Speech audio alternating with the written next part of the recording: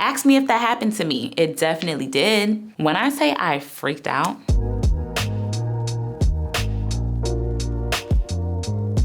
hey y'all, it's Nice. Let's talk a little bit more about Mali, Africa. Before you go to Mali, there's a couple of things that you need to do in preparation before you get on that flight. So make sure you give yourself enough time. I would say as much as like 4 to 5, maybe even 6 months prior to your trip, just to make sure that you're situated, make sure that you have everything that you need, etc., etc. So first things first, obviously you're gonna wanna book your flight. I flew with Turkish Airlines. It was my first time flying with them. I normally fly with Air France when I'm going to Mali. However, France and Mali aren't really seeing eye to eye right now, so their planes are not going to Mali at the moment. My flight was about $900, 900 and some change, which is really good. That is a really good price point to book a flight from Los Angeles to Bamako, Mali. I booked my flight under Chase Travel, which, if you know, you know, get you a credit card that gets you good points on travel. We gonna get into that in another episode, but yeah, that helped me out tremendously as far as the price goes. I ended up saving maybe 50%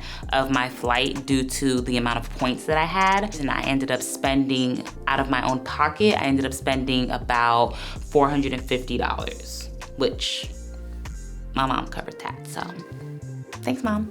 You wanna make sure that you apply for a visa. I submitted my application and sent it over to the Malian embassy in Washington, D.C.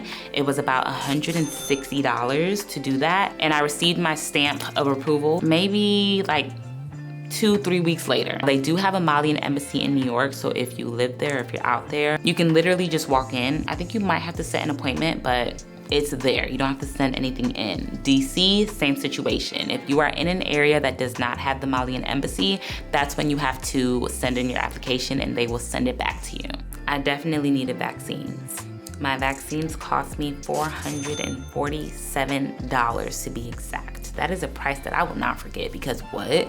Almost $500 for vaccines, y'all. I paid for my flight, I paid for my visa, I already had a passport, but if you don't have one, you have to pay for your passport, and now I'm spending $500 on vaccines.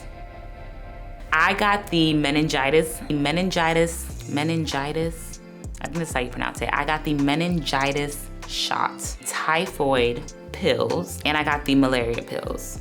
I also ended up getting some sort of medication that came in pill form that would aid with diarrhea. Now those pills are only to be taken if you experience that while in Mali. You know, the water consumption out there is a little different from here in the States. Luckily for me, I was quite cautious and I didn't experience that while I was out there, but it is a possibility for other people, so you're gonna wanna make sure that you do buy those pills. You might not need it, but it's good to have it just in case. But the 3 other vaccines, meningitis, malaria, and typhoid, absolutely necessary if you're going to take a flight to Mali, Africa. Okay, so all in all, my flight was about 20 hours. I did have a layover in Istanbul, Turkey. However, from LA to Istanbul, it was about 13 hours. And then from Istanbul to Bamako, Mali, it was about 7 hours. I had a 2-hour layover once I was in Turkey, so it took me about 22 hours to get to Mali, y'all. But flight time only, it's about 20 hours. If you know you have a short layover time, nothing else matters. Don't stop to get Wi-Fi, like I did, because you will have a mini breakdown and think that you missed your flight because you get to the gate, and as soon as you arrive to the gate, the ticket agent is telling you that the doors are closed. Ask me if that happened to me. It definitely did. I asked one of the workers, like, okay, where's my gate? Because the big black board that has all of these different flight times on it, I don't know what I'm saying. I don't even see my flight on here. So I end up asking someone and they tell me that the gate is C4. Cool, I go to C4.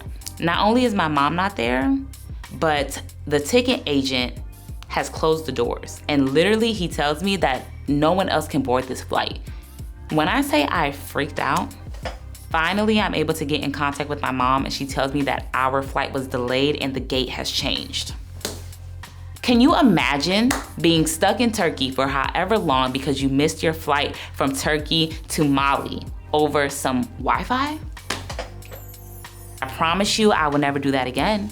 I'm gonna get to my gate first and I can handle everything else from there. One thing that I did wanna touch on as far as hair goes, I got my hair braided in Mali, and as you know, again, if you watch the Mali vlog, my hair cost me $45. Actually, this is still the hair. $45 for this, y'all. $45. In the States, this can easily cost me $300 minimum. And I think it is a strong misconception that getting your hair done in Africa is cheap. And it's not cheap. The dollar just goes a very long way there. People in Mali aren't just getting their hair done casually on a consistent basis because it is more so of a luxury. Mind you, everyone also braids, so you can find a cousin or auntie or someone to do your hair. But if you wanna go to the salon, it's not a very common thing to do. So just wanted to kind of touch on that because I hear all the time, oh, get your hair done in Africa, it's so cheap, it's so cheap, it's so cheap. No, it's not cheap. The American dollar just goes a long way. Now, you're definitely gonna wanna dress a little bit more on the conservative side when you are visiting Mali. It's just a cultural thing. Women, for the most part, they have their heads covered. You're not gonna see many out in public with their shoulders and their arms out. Your legs won't be out. Like, you're gonna wanna look into the fashion there and kind of dress accordingly. It is more so of a conservative country, so just good to know.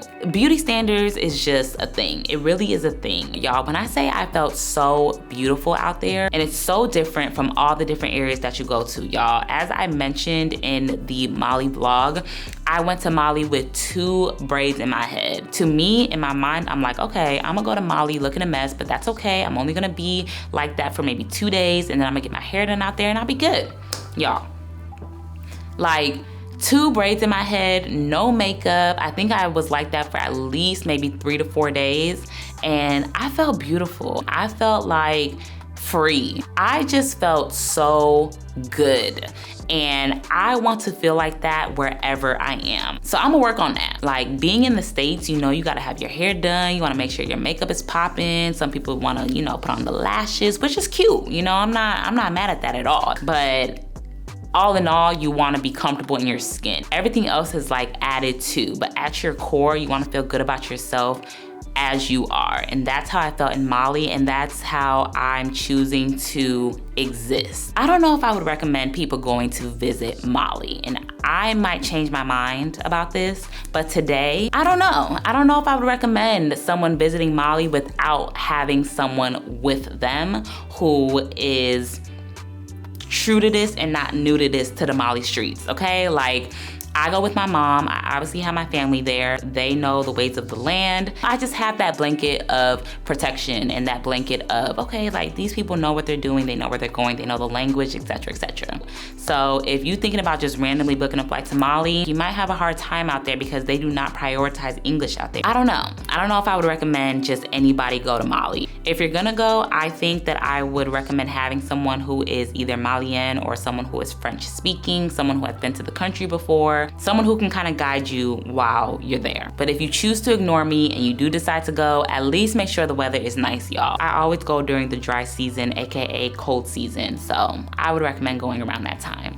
November, December, January. It'll be about like 90 to 100 degrees, but it is a little bit cooler. All in all, it was a great trip. I had a great time. Y'all, please make sure you watch the Mali vlog, like, comment, subscribe. It was just an amazing experience, and I'm so happy that it was able to translate onto camera so y'all can really see and connect and like vibe with my energy. So until next time. Dun, dun, dun, dun.